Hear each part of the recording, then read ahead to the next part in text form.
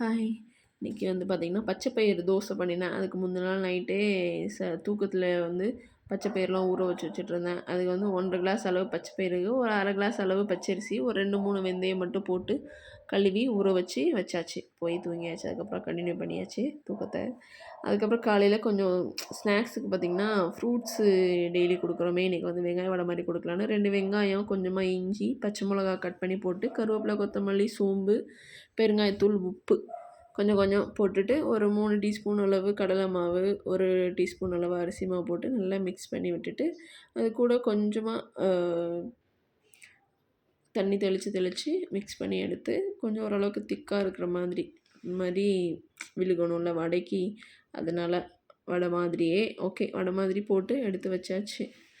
நிறைய எண்ணெய்னா சேஃப் வரும். கொஞ்சமான எண்ணெயில தானே சுடுறோம். அதனால் சேஃபெல்லாம் எதிர்பார்க்க முடியாது. சுட்டு வச்சுட்டு, அப்புறம் பச்சை பயிறு தோசைக்கு பார்த்தீங்கன்னா, பச்சை பயிறு, கருவேப்பிலை, 2 பச்சை மிளகா, 1 இன்ச் அளவு இஞ்சியை கட் பண்ணி போட்டு, ஒரு பிஞ்ச் அளவு மட்டும் கொஞ்சமாக மஞ்சள் தூள், கொஞ்சமாக பெருங்காயத்தூள், உப்பு, அதில் உள்ள தண்ணியோடையே நம்ம அரைச்சி எடுத்து வச்சுக்கலாம். அது மிக்ஸியில் லைட்டாக மட்டும் தண்ணி விட்டு அலம்பி எடுத்து வச்சுட்டு, அது கூட கொஞ்சம் சீரகம் போட்டு மிக்ஸ் பண்ணி எடுத்து வச்சுக்கலாம்.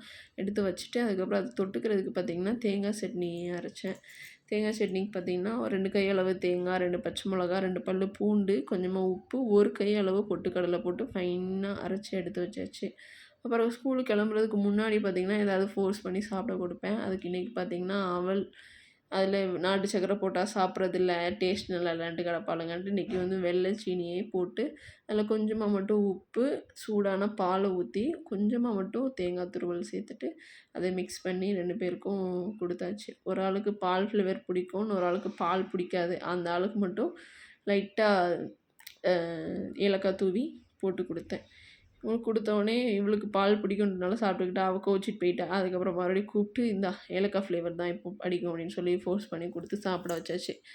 அப்புறம் நம்ம பச்சை பயிறு தோசையை சுட ஆரம்பிச்சிட்டோம். அதுக்கு பார்த்திங்கன்னா, எண்ணெயும் நெய்யும் மிக்ஸ் பண்ணி சுட்டோம்னாலே தோசைலாம் நல்லாயிருக்கும். ஃபஸ்ட்டு இந்த 4 தோசை வந்து ப்ளெயினாகவே சுட்டு எடுத்து வச்சுட்டேன். அடுத்த தோசை பார்த்திங்கன்னா, கொஞ்சம் வெங்காயமும் கொத்தமல்லியும் சாப் பண்ணி போட்டு, அதை லைட்டாக எண்ணெய் நெய் ஊற்றி சுட்டு வச்சாச்சு. அதுக்கு அடுத்து பார்த்திங்கன்னா, கொஞ்சமாக கேரட்டையும் துருவி போட்டு, அதில் கேரட் துருவல், கொஞ்சமாக கொத்தமல்லி கட் பண்ணி போட்டு, அதையும் சுட்டு எடுத்து வச்சாச்சு. ஏன்னா ஒரே மாதிரி இருந்தால் பருப்பு தோசை சாப்பிடவே முடியாது, திகட்டுற மாதிரி இருக்கும். அதனால் இந்த மாதிரி டிஃப்ரெண்ட்டாக கொஞ்சம் கொடுத்தோன்னா சாப்பிட்றதுக்கு ஈஸியாக இருக்கும்.